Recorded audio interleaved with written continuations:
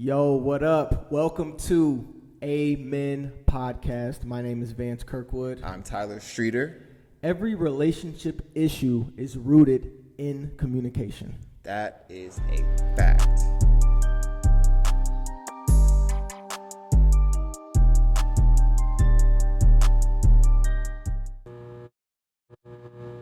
Would you consider yourself a good communicator? You know what? I'm not going to sit here and lie to you and say I'm the best communicator in the world, but that is something that I am actively working on. What about you? I think it's the same. I think I'm better now.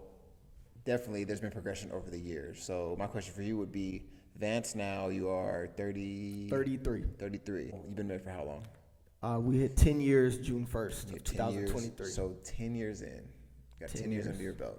How did you guys communicate in year 1 versus how do you communicate in year 10? What's the biggest difference? First of all, I was married at 23, and everything that we did had to be communicated. I was no longer my own person. And when you're single, you don't have to communicate with anyone. I'm half of what do I want to do today? But I would say the biggest difference is involving someone else in every decision that I make, and not only involving them internally for me, but voicing, hey, I'm involving you. Hey, I'm interested in what you have to say. Your voice is important to me. Yeah. That was different for me at 23. Involving them and then caring. But we had some really great counseling going into marriage. I think that was super important.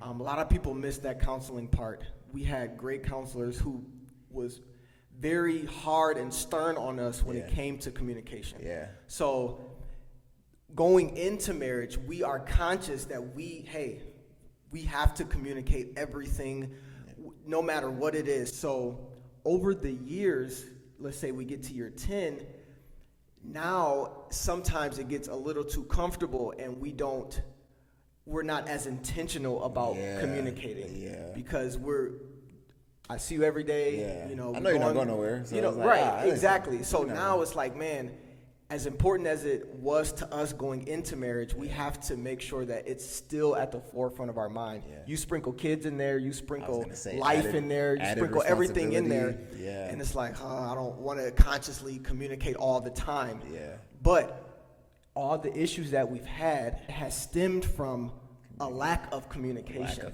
So when those times come, we have to consciously go back to the drawing board, go back to the fundamentals that we learned before marriage and say, listen, so many hoop references. Listen, we absolutely have to communicate better. Yes. So my question back to you is, how long you been married? Oh, man, a whopping year and some change. Year and 8 months. I want to hear that exact date. Make sure you on your stuff. A year and, my wife's in the room. This is embarrassing. We got married in January 26th, 16th. Boy, I hope you're right. I pray to God that is the right date. I did it on purpose because she's in the room. January 16th. We've been married a year and 7 months. Yes. So way less than 10. But I can tell you communication is essential. We have to include each other in everything. And stuff is more like there's more fluidity within the relationship as a whole when you communicate. Like needs, wants, tasks that needs to be done around the house, dreams, goals, like spoken expectations and staying away from unspoken expectations because those kind of, get in the way. What was your question? From year 1 to a year and about to finish year 2, has your communication changed in that short amount of time? My God, yes. So our relationship was long distance. So all we had was communication from a distance. Great foundation, but also me moving here and being married, it's like I had to actually learn because we never dated in person. So I got married, moved here, and that was my first time coexisting with my wife. Wow. So hold on. Yeah. I knew this. I just want to make sure I'm good. So you dated for how long before you actually dated in person? Officially, we didn't. We dated everything was from long distance. I came and visited. And so I guess 2 years, but still it wasn't like the day-to-day that you might have had of like dating and going on dates. We had virtual dates, like pandemic dates.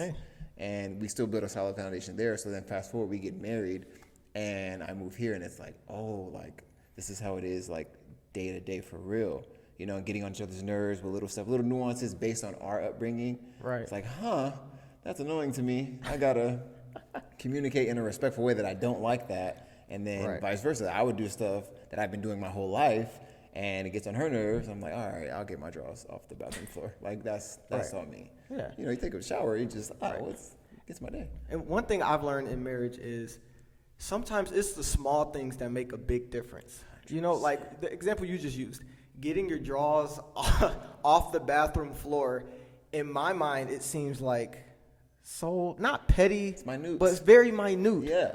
But to her, it's more than that. It's the fact that, hey, I have voiced something that I would like you to do Several times, and it is not being done. No matter if it's the draws or something bigger, it's the fact that I'm asking you to do something, and I have done my part in verbalizing. Done the work. Yet And you have still not done The it. crazy part is we be listening in that moment. I know, And we somehow do. after work, I go take a shower, zone out, talk to the Lord, think about basketball stuff, whatever. Get out the shower and just step right over my drawers. Yep. And she just said it to me yesterday Yep. or that day. And I'm not being openly disrespectful, but man, I don't know what it is about getting out the shower and being fresh. I can't. Those drawers, I don't. They're out of sight, out of mind, honestly. And this is beyond marriage. So this is not just about marriage. Oh, This yeah. is Relationships really too. any relationship. If it's teacher-student, if it's coach-player, if it's parent-kid. Yeah. Everything about communication involves both parties. Yeah. So if I am trying to verbalize something to my wife or my kids or my boss, I have to make sure that I am communicating in a way that the receiving party hears, one, but second, understands what I'm trying to communicate. Yes. Let's say someone's back is turned, Back's and turned. I wave to you. Do you see me waving? No, I don't actually. You don't see me I waving. don't. I So know that you're waving. I did my part. I waved. You didn't see me. So whose fault is it? Still mine. Still Why? yours. Because I didn't make sure and confirm that it was I received received, by yeah. the receiving party. Yes. And in marriage, sometimes we want things in marriage. You know, my wife has communicated to me multiple things that she has wanted in marriage. I've communicated to her multiple things that I've wanted in marriage. Some issues that have come up in these beautiful, great, and very enjoyable 10 years, Yeah. I am not communicating to the point where she really understands what I'm saying. Yeah. And Even it though in takes- my mind, I'm clear as day. Clear as day. I'm clear. It's like, what do you mean you You don't rehearse understand? in your head. I'm finna say this. It's finna hit. She finna get it. And men and women's brains work differently. So Exactly. I could rehearse it till I'm blue in the face. Like, this gonna hit. And you ever rehearse something in your head? I'm finna be right. I'm finna be correct. Exactly. She gonna understand. And then you say it, and it doesn't land. And you're like, how are you not getting it? Then you have to do the extra work, which is necessary, because some people Right. don't do the work, and then both parties are unhappy or Right. left. The communication is severed for whatever reason. But doing the work is important to convey your message and then ask them, do you understand that? Or should I say it a different way? Or, how do you feel about that? And then having open dialogue, if that makes Right. sense. Let's see. 33-year-old Vance, where do you need to improve in your communication? You can start individually and then within your marriage. I would say I'm pretty soft-spoken. I would say I'm pretty laid back. I don't know if everyone will agree with that, but that's how I feel that I am. But when it comes to me, when I'm trying to express something, when I'm talking basketball, when I'm talking about anything in life, I become very riled up. Yeah. Like to the point where it's like I'm the way that I'm communicating my point is no longer just communicating, but it's almost like slighting the person that I'm talking to. And it's almost putting their opinion down because I feel so strongly about my opinion. Yeah. And I've had multiple people, not just my wife, family members, friends, they have told me that. And my wife always makes sure that, even when I'm arguing with my brother, she'll make sure, Vance, you're, calm it down a little bit. Because I'm so passionate about what I'm talking about. I have to learn when I'm communicating, even though I'm super passionate, even though I feel so strongly about what I'm talking about, I have to learn how to gently and calmly, Deliver. get my point Get your across point without across, yelling it. Going into marriage, that's not going to fly. That method? is getting riled up and yelling and blah, blah, blah. Yeah. That's not going to fly. And I learned that very quickly. And I'm still learning that.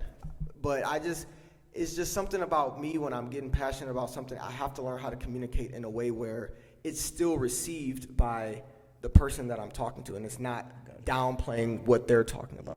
I would say I'm almost the opposite. I often have more to say, but I'm very observant, and then I'll have something to say, and I'll be like, dang, I wish I would have said that. So I have to be more like assertive with, like, if I have a point, no matter who I'm talking to, it could be a supervisor or someone who, you know, in my brain, I feel like I'm always trying to learn. So like there's people who are quote unquote above me because I'm learning from them. So I often won't like speak up even if I have a good point to make because I feel like, oh, I should be learning. So I just, as an individual, I need to just be more assertive and be more, you know, intentional about, you know, speak my mind and respectfully having a point of view that may not be the same as the person I'm talking to.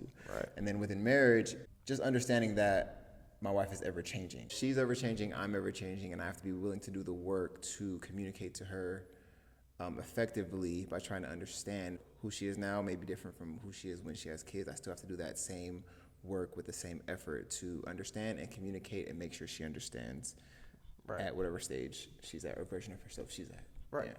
All right, so let's move to emotional awareness in communication. Good topic. Because you can't really effectively communicate if you're not emotionally aware of how you're feeling in that moment. That is true. So what I believe it is understanding why you feel a certain way.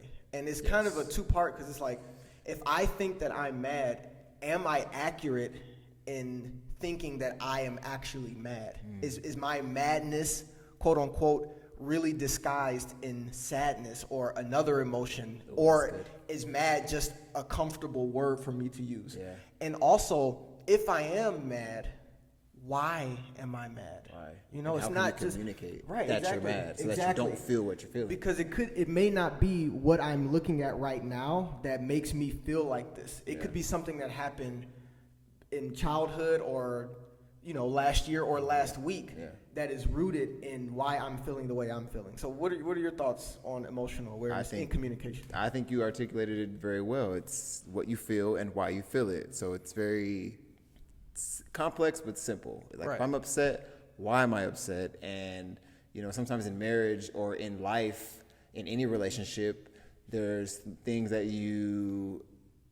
may happen to you or is done and you kind of like let it fly by the wayside, and instead of addressing it, you might suppress it. You might, you know, if you were to address it in that moment, you could speak to that specific frustration or that specific hurtful comment or that specific whatever, instead of letting those little stones be suppressed within you and then it just comes out as anger, you know? Right. So sometimes, you know, it's little things that build up over time that, you know, can really end up in us blowing up for no reason. You know, we could have just said, hey, that hurt my feelings. Or when you said this is tied to when I was 7 and somebody called me fat. Or like me, I'm very self-conscious about like my hairline. So like I'm bald, and if Nadia were to joke about my hairline, I'd be like, she knows that would cut me deep. Now she would never do that, but that's an example of like, you know, something that would make me be like, ugh. So it's a matter of like mislabeling. Yes. Because there are times where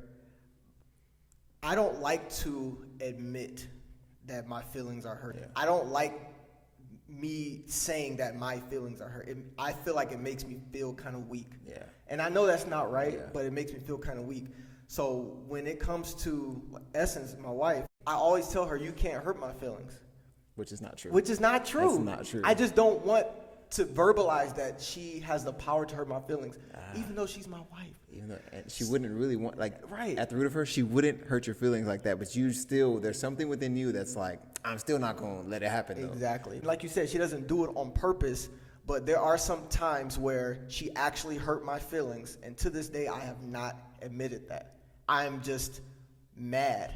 I'm angry. Which is angry, and but that's a much different emotion than your feelings being hurt. So what do you do in those situations when she said something and then you're mad? Do you like storm off? Do you go for a drive? Like what do you do and it could look different. Right. Year 1 to year 10 because you got let me go play with the kids because you.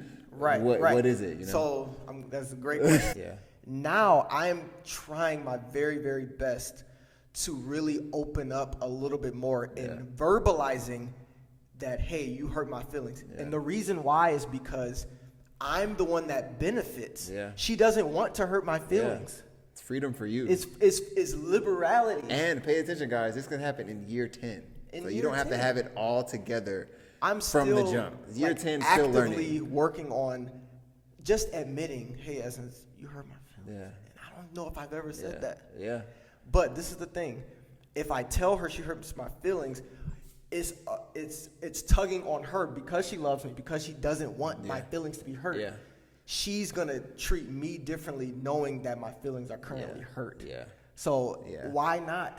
Yeah. You know, why not? Why am I trying to be you don't I'm not mad. You don't hurt my feelings. We're not cavemen anymore. What good is that? Now we might do caveman me? stuff in the bedroom, but that we are not cavemen. Like, you know, like right. we can be emotionally free with our wives and benefit from it. So. Exactly. Because this is my thing. I'm very competitive.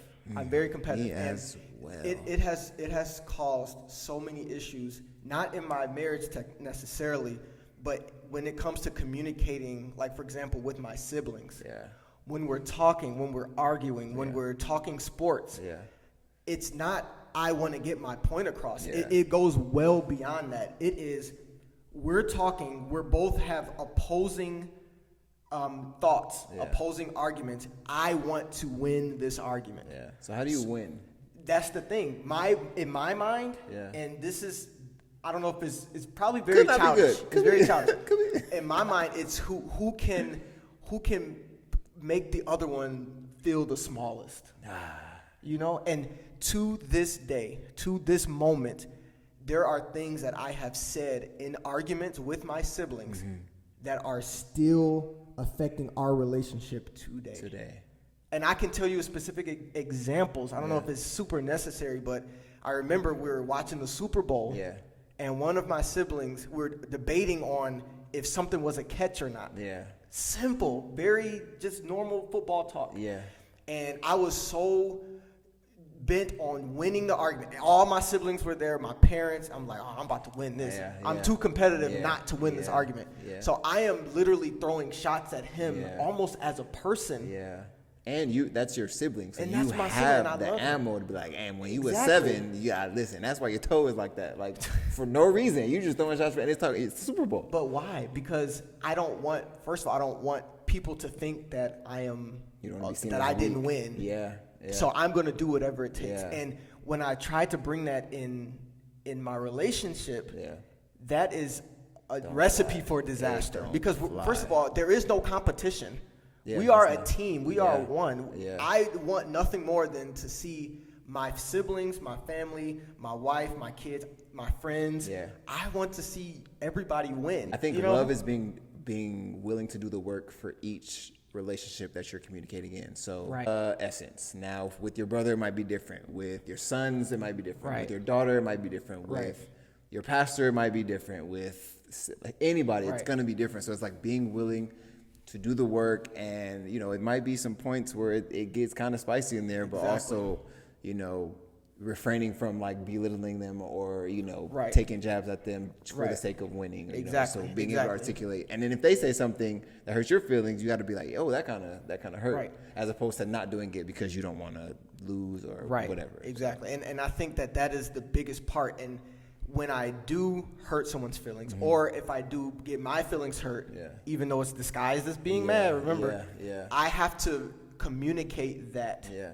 Because sometimes they may not know. Yeah. And it doesn't have to be in that moment. Because sometimes when it's heightened, it's like, it's hard to say, ouch, that hurt me. And you're amongst family or your boys are there or whatever. Like, sometimes it could be later in text message like, hey, I apologize for saying this. And, you said this and it really stung me. And, from there, real progression can be made. Right. Because it's an honest, vulnerable space that you create. Exactly. Now, you can't be open and honest with everybody, but the relationships that you value, sometimes, and it doesn't have to all be in family. There's friends that you have deeper relationships than family members. That can be a thing too.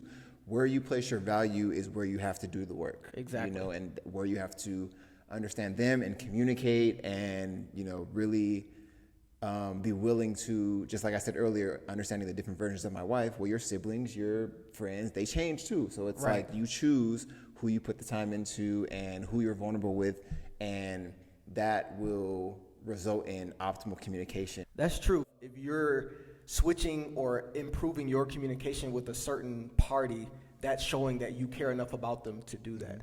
So why don't you tell me an example of how emotional awareness has affected a relationship of yours? When Nadia and I got married, our wedding was small, and it was on the heels of the pandemic, so there was still a lot of stuff in place, and trying to fly all my family out here was out of the question, and trying to get all her family to California out of the question because it was too costly.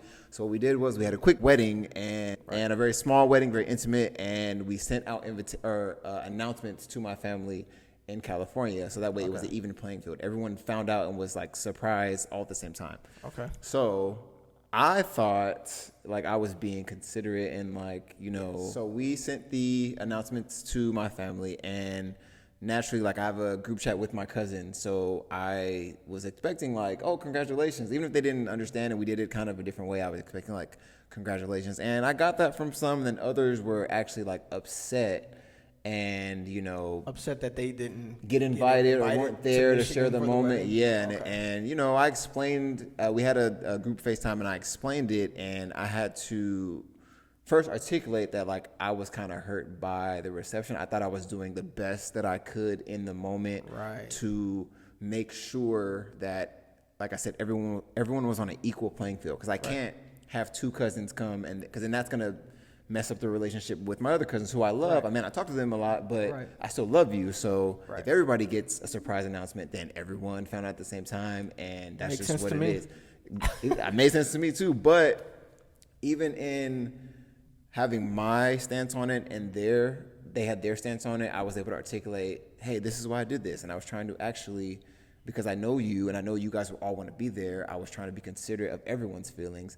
And then for them, they were able to hear my heart on that. And then still, I gave them the room to articulate, yo, that hurt my feelings. I wanted to be there and take pictures and dance and sit and eat with you and just share in the moment, you know? I say all that to say, it was a real conversation, and me being emotionally aware of myself allowed me to communicate and then listen, so that there was no, ill intent or, ruffled feathers between me and my cousins, whom I love, So now, a year and some change later, what is that relationship now? Is it fully mended? Is there still a little bit absolutely fully mended. Okay. Like, I That's think good. Nadia and I traveled to California, and one of my cousins in particular, we like sat in my aunt's house, and we just got food and we're just chilling. And my cousin was able to say like, yeah, that really actually, even after we talked about it, that really like, I was really kind of hurt by it. She's like, I get it and I understand why you did it, but it still hurt. And I was able to like, kind of like, not really console, because she wasn't like distraught, but like still create the space, a safe, vulnerable space to be like, dang, like I'm sorry I hurt you, and I had to do what was best for me, and she understood that. So now we, she checks in on me, and with your family members, everybody's busy, so we're able to still check in with each other, and it's because of emotional awareness tied to communication that we're not just not talking, if that makes sense. So it takes work, but it's beneficial. Yeah, I get it, because that's good. That first of all, you were able to communicate. They were able to communicate in a safe environment. Speak your mind, and then in the end, which is most important, everything is mended. So that's good. That's really good. So your example is an example of you being emotionally aware and it being a positive outcome. Yes. My example is a time where I wasn't emotionally aware and it is a negative outcome. So now this is one situation. This is one specific situation in my life. So like, yes, I handled this one great, but in anything related to being an emotionally aware person and communicating, that's one instance. So you have to humble yourself and, okay, that's a dub, that's a win. Right. And also keep the same work ethic and preparation in another situation with a manager or with somebody at your church or somebody in Kroger get on your nerves, somebody cut you, like, you can it's like using the same tools, even though you've done it well in certain areas. Sometimes people are emotionally aware in one area, think they got it, get married, and God help them, you know? So I think it's something that is relatively easy to do. It's a easy muscle to develop with consistency, but there's some humility that comes with it because every situation is different and life happens and time passes and there are different versions of every person that you hold near and dear. So you have to be willing to do the work. If you can do that, you're going to have a lot of positive relationships. And even if there's a relationship where it's not going the best, you can create that vulnerable space by being emotionally aware, communicating, and then mending whatever was severed. Exactly. So it's not all lost. I just wanted to for sure. I completely agree. And with my situation, it's like, it was a good example for what we're talking about, but it wasn't a good example for who I am. But the thing is, what really cut me in this whole situation in my example is that I have to be more emotionally aware because now it's affecting relationships that I really care about. Yes. It's negatively affecting relationships that I don't want to be affected. Yes. Like, I don't want to be weird around my family because of something that I decided to do. So that is a big reason why I am consciously trying to make sure that I'm not in a mindset of just competing or just winning an argument just for the sake of saying that I won an argument. And in the meantime, severing and, making relationships weird that should not be weird. You don't want to be awkward at cookouts. Yeah, like, you don't want to. It's birthday really parties is like, hey, like, you want to develop trust, and vulnerability piece is huge to me in any relationship. You can be vulnerable. That just creates a level of safety, right? It doesn't have to be everybody, but if you have a good 5 or 6 people who you can really like be your whole self with, I think the quality of life is just better, And like I said, it takes work. And it can be scary because, being vulnerable means that they can use anything that you're saying against you, So that is the, scary piece that comes with it. But it's worth it if you can build that squad of people who you can really trust, So yours is a win, mine was an L, but listen, it's okay. But life is a season, okay? There will be many championships, and sometimes we gonna miss the mark, okay? But so let's back up just a little bit. Yeah. What I believe is that the way that I view communication right now is a result of what I have seen as a kid, as a teenager, as a high schooler, as a college student. It's a result of what I have witnessed over the years. Yeah. So in my household, growing up, I've seen things that I can see now why I do things and why I believe certain things. Yes. And there have been people that I look up to, people in my household that did not communicate. Now that I'm grown and I understand communication and I really want to be great at it and I work at it, now I know, looking back, communication wasn't good between people that I looked up to. Yeah. And what I can say without getting too deep into it is, for example, my dad. Okay. To this day, does not believe that his children should tell him if he's doing something wrong. Really? Even if it's for to help, exactly. He believes that it's disrespectful for me to correct my parent.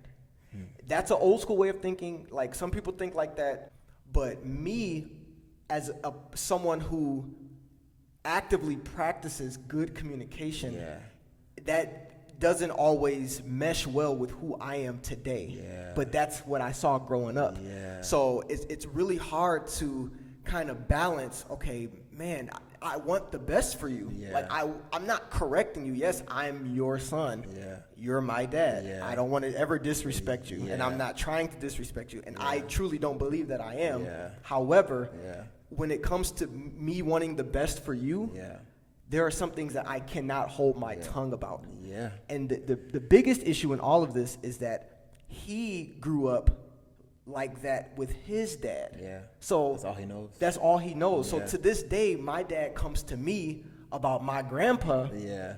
about things that he wants to tell my grandpa but won't, Yeah. that will help him Yeah. because he doesn't want to disrespect him. Sometimes I don't know how to really put myself in the situation to be who I am, Yeah. but also respect who he is as well. Yeah. It's like you're doing the work. So it's like I want to help you, but then you not really taking the help. So it's almost hurtful because it's like I found some stuff within me that I feel better about. So I want you to feel this same freedom. Right. But how do I? And that's tough. It's one of those things I think in life where it's like, dang, your hands feel kind of tied. And then it creates way more work for me because I can't be who I am truly. Yeah. I always have to walk on eggshells Yeah. because that's my dad. Yeah. You know, Yeah. I don't ever want to, that's my dad. Yeah. So what I'm trying to do now is try to slowly but surely, let him know. And before I say anything, make sure he knows why I'm saying what I'm saying. This is not a matter of me coming at you. Yeah. This is a matter of me also being grown. Yeah. Your son, but also being a grown man that's been married 10 years. Yeah. Me trying to help someone that I really love. Yeah. And that is a very tough space for me because I want to make sure he's happy, but I want to be true to who I am as well. So. And I think it might be tough from his perspective because at the root of it, you're always going to be his son. Like, always. Like, you're his baby. Like, so sometimes it's hard for that generation to be like, what are you going to tell me about living when I've lived longer than you? What could you possibly say?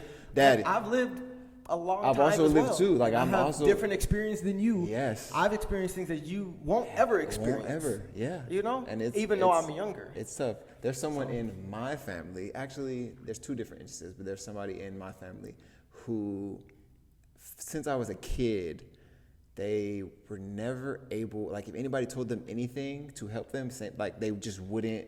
They thought everything they did was like the way to do it. Mm-hmm. And like I've seen from a child just noticing it to now, like the way that their life has panned out, I'm like, man, if you would have just took those little nuggets from people and not, like now they're just, their life is kind of just mediocre. And it's sad to say, but it's like, we're grown so we can see, we know what fullness looks like and what it doesn't look like. So it's like, man, if you could, and now they kind of take wisdom now, but it's like, why in your 50s and 60s? If you just listen to that in your 30s, like it would have been, Yeah, so. And I always think about the relationships that for him that could have been different, 100%, with a different mindset toward it.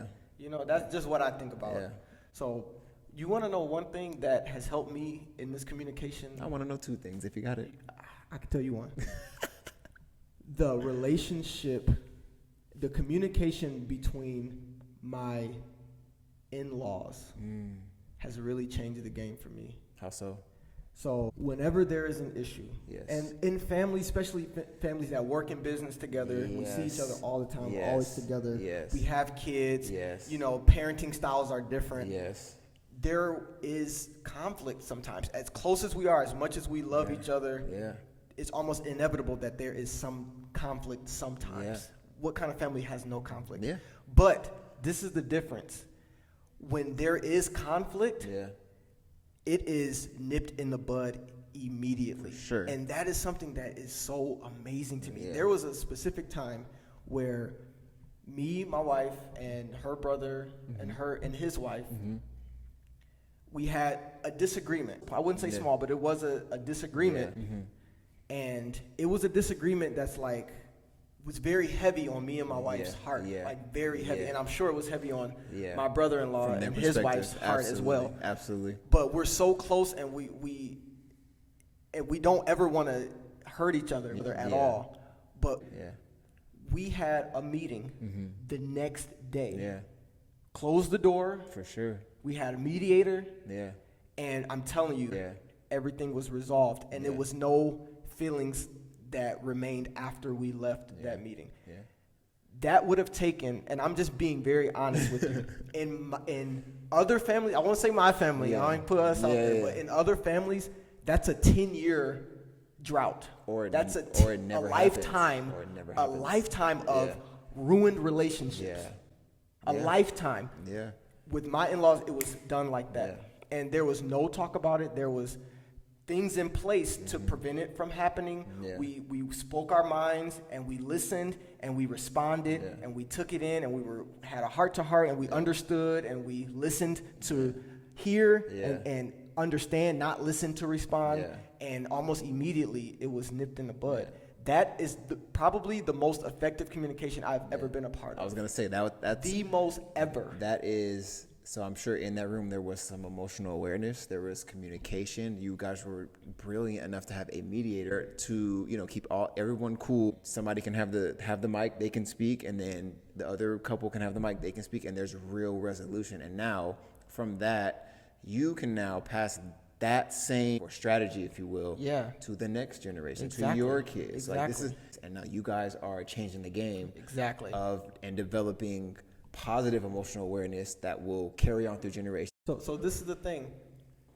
Naturally, and maybe it's genetics, hereditary. Yep. I know sometimes in my heart, I want to do those things that I saw that I know are not effective. I feel like naturally I want to do that. I want to say it's gonna feel good. I'm done. Walk away. Never talk about it again. Halfway talk about it. Yeah. Halfway say, hey, you want to ride with me? And now it's never nipped in the bud. It's never settled. Yeah. So now there's another issue, and now it's piled up on the previous issue, and it's just a lifetime of headache. Yeah. When I have learned through my in-laws specifically, I'm shouting them out heavily because it's something like I've never seen before. Yeah.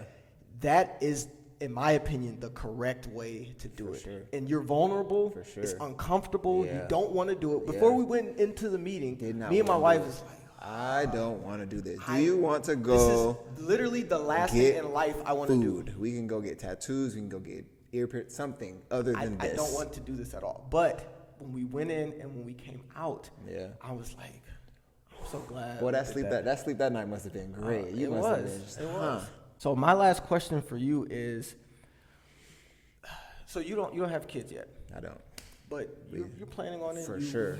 Whenever y'all ready, I'm not rushing y'all. We're ready. I practicing though. Let me tell you what. I promise My God. And there's no kids in the house, so I'm talking about, we got church on in how long? 30 minutes? Just toot it up. Scoot back a little bit. Go ahead.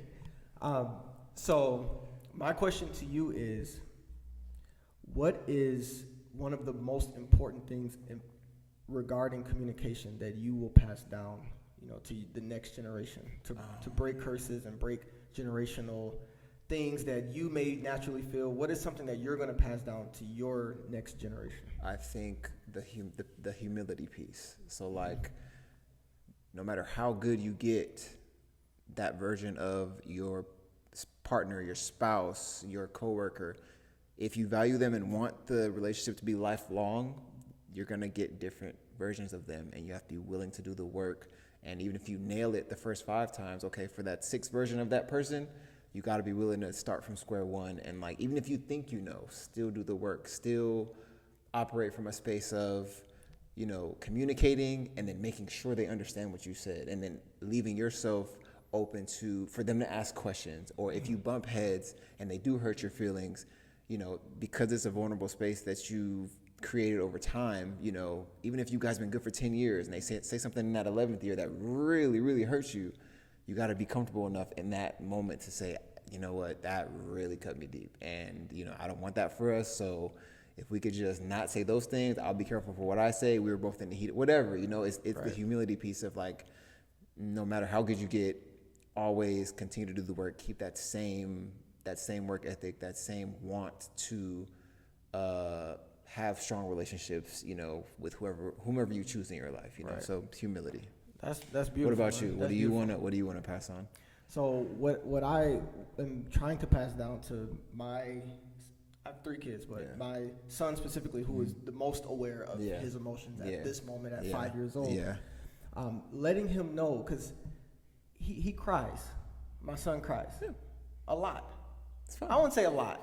He cries like a normal 5-year-old. That's what 5-year-olds do, yeah. And naturally, I want to say, stop crying. Yeah. Stop crying. Yeah. But in reality, I have to teach him that crying is actually okay. Yeah. I don't know where we got the fact that kids can't cry or little boys shouldn't cry. Yeah. but we have to learn, and we're trying to break the curse that it is okay to cry. Now, it's not okay to scream and kick and fuss, but it's okay when tears come down your eyes because you're feeling a certain emotion. And then for them to do the work, even at 5 years old, okay, you ask the question, why are you crying? Right, and we communicate that. Or there was that one video where, it was kind of a funny video, but Essence fell, and then she said, Carson, are you scared or are you hurt? That's a brilliant question. Right, and she stopped crying. She's like, I'm just scared a little bit. Hey, we up high. We on this bridge, and it's kind of rickety, and you always had me, and we down here now. So what happened, Mom? That's true. So with your son and crying, it's like, crying and then having him start early to ask himself, why am I crying? Do I need to be crying? Because we don't need to cry every single time. But if you can start to instill in him to do the self-work, that's a brilliant thing that he's going to carry into being a kid, into being a teenager, into being a young man. Like, that's such an essential thing that most black men were never taught. And even in their adult lives, they don't know how to implement, even if they are taught, So you're starting it from 5 years old. So he's ahead of the game. Right. So I'm trying to give him the pieces to understand, it's okay to cry, but you just got to harness, the extra theatrics. And the first option is not to always cry. It's okay to cry, but that's just not what we're gonna just default to doing all the time. So I'm trying to not throw too much on him, but for getting him to understand, having those emotions is perfectly fine. Because as a kid, I tried to hide my tears. I didn't, even to this day, like, I don't cry, like, ever. And I don't know if it's from my childhood, but I don't like to cry. I don't like people to see me crying. Now, my wife obviously has, my family, but that's not something that I'm proud of most times. I want to know more. We got to have an episode on childhood. We do. It's going to be a lot of episodes. Y'all keep. It is. So my goal is that we always get something out of our episodes. For sure. And obviously our goal is for the viewers to always get something out of our episodes. I want y'all to get something out the episodes too. We in here chopping it up. I feel great. And I know Vance feels great as well. We're better. We are leaving better than we came. And then also we want you guys to have the same effect and, leave something in the comments, questions you have for us. We're two vulnerable people who are ever progressing, and we are willing to be vulnerable if it means helping people, So stay on this journey with us. We want to hear from you. So we have an email set up. It's amenpodcast, amp@gmail.com. If you have any questions, comments, any topics you want us to talk about, please share with us. We will read it. We will get back to you. And we are excited for this journey. Yes. And we want you to continue to come and check us out. So we hope you enjoyed it. Yes. We love y'all. This is the first episode of many. So for those watching, you're with us from day one. Yes. And we'll see you next time. Amen Podcast. Peace.